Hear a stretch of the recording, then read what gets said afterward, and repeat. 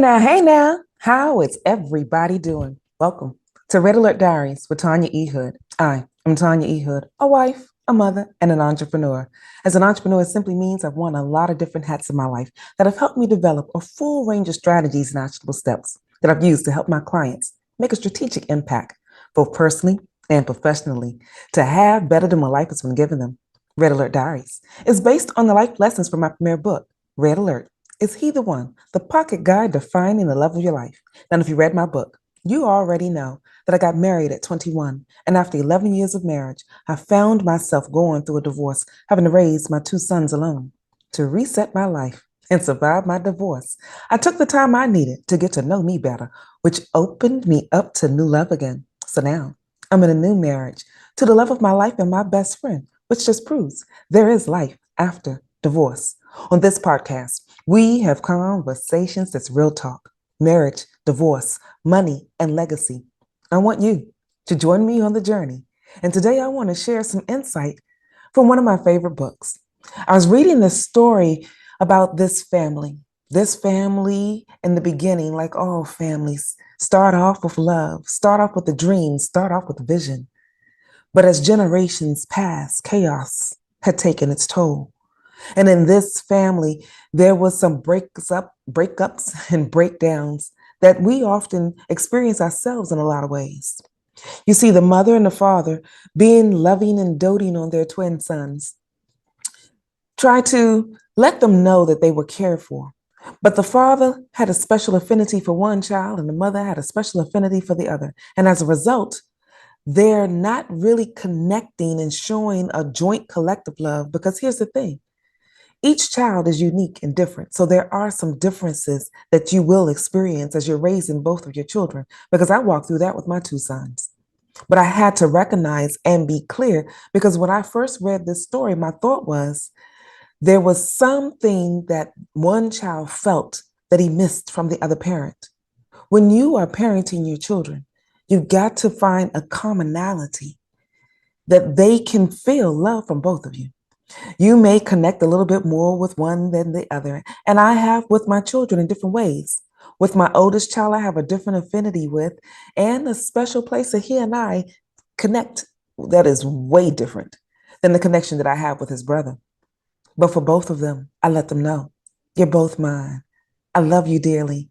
And in this story, these two parents didn't seem to share that insight. Now, granted, when you write a story, you're never given all of the full picture about what's taking place with the family. But one thing was clearly written in this story, the breakdown that took place in the next generation. You see, when one of the sons had children, he kind of did what was done in his family. We have a tendency to mirror what we learn, mirror what we know, and mirror what we are marinated in. If you have been birthed inside of a family that doesn't give you a clear foundation that's firm enough for you to stand on, you may find yourself in a position like this family. In this family, when the next generation received from the first generation is a little bit different.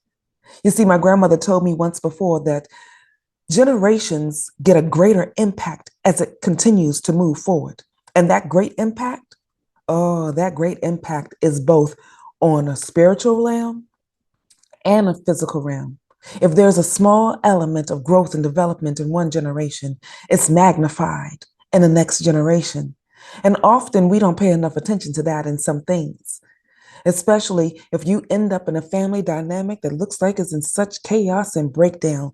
Somewhere along the way, there was a whisper of something that should have been cared for in a generation past that this generation now has to deal with.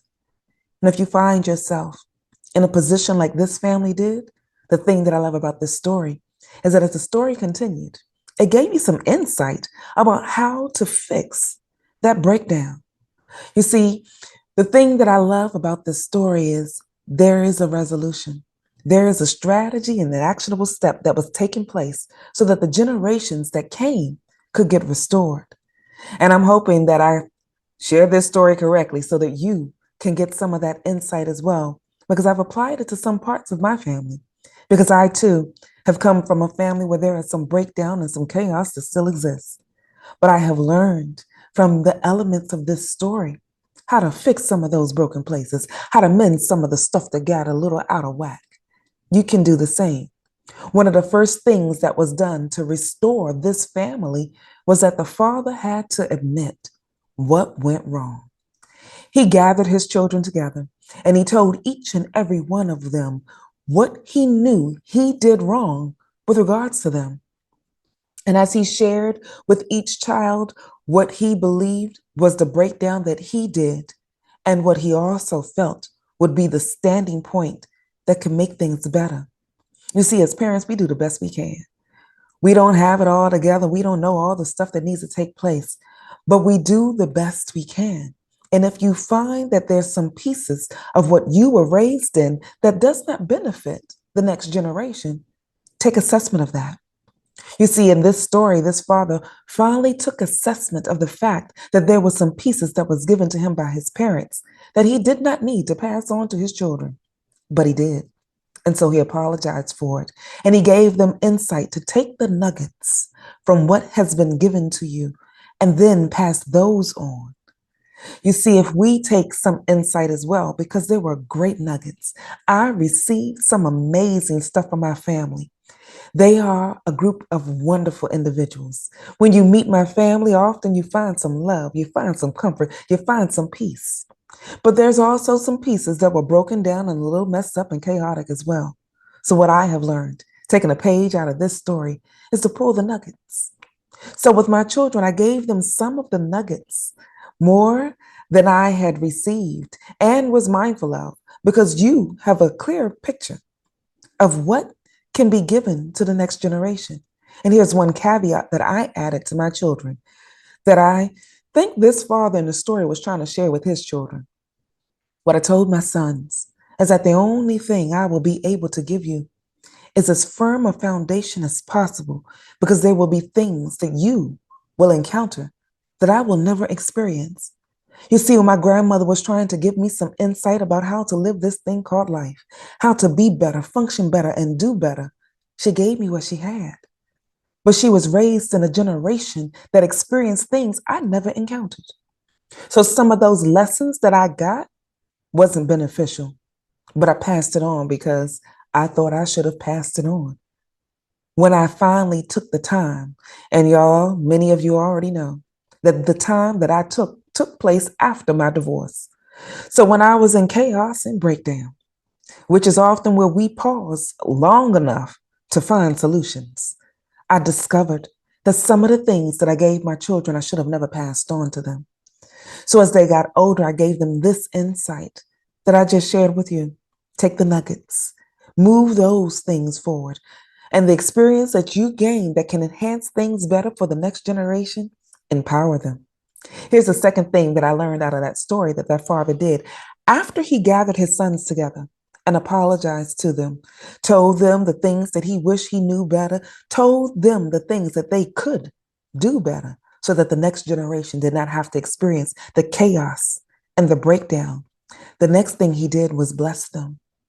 You see, sometimes we don't do that thing. It seems like an antiquated activity, but a blessing passed on from fathers to sons. Oh, that blessing has a special affinity. That blessing has a special touch that cannot be reached in any other place.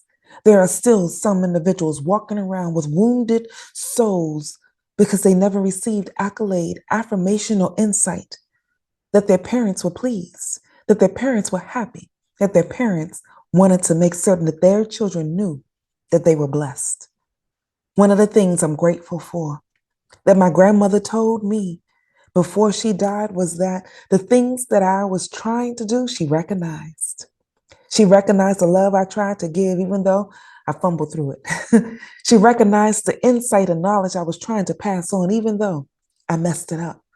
You see, your children don't have to do things perfect to receive the blessing and the understanding that you appreciate them. And so, with each of my sons, when they first turned 13, on their 13th birthday, I wrote each of them a personal proclamation from their mother. It was a poem that was written to them about what I saw in them.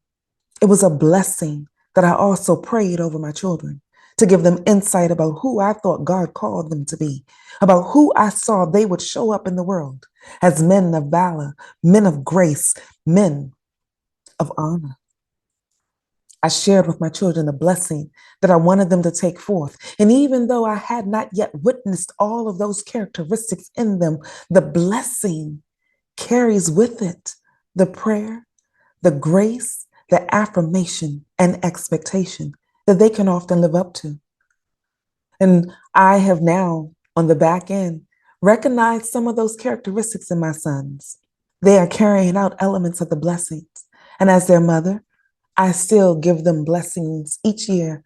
I write a letter to them, have lunch with them, and share some elements about who they are so that it reaches the core of their being. I'm appreciative from reading this story that I gained that insight. And maybe that is something that you can share with your children as well. Here's the third thing that I learned from that story. After the father apologized for what he did not know, gave insight to his children to take the nuggets and move forward with it, gave them a blessing that let them know how wonderful they are, because every child that is born is someone's answered prayer. The third thing tapped into that element by helping them understand that they were born in purpose, on purpose, for purpose. I've told my children that time and time again, that I was late in my journey when I learned it about me, and I did not get that insight from my family. So I want to encourage you that as you learn new things, other things, greater things that you can pass on to the next generation, do so. Because that insight was the insight that I learned from the story. And if you're reading things, read something that will fill your soul. Read something that will give you insight. Read something that will change the trajectory of your life and the generations that will come after you, because you are preparing your legacy each and every day you live. What will it look like? What will the next generation have from you that they can tap into to move into their next trajectory? And so for today, if you don't remember anything else I've shared, here's the one thing I want you to know. You are doing the best you can when you are raising your children. And when your parents were raising you, they did the same. Take the nuggets, impart the wisdom, give the blessing, and let legacy spew forth that is greater than what you currently experience today. And if you want someone to join you on the journey, feel free to go to my website, tanyaehood.com. There you can click under the Work With Me tab and see the various ways that we can work with one another. I look forward to seeing you. In the meantime, this is Tanya E. Hood, walking in my purpose, and I want you to do the same.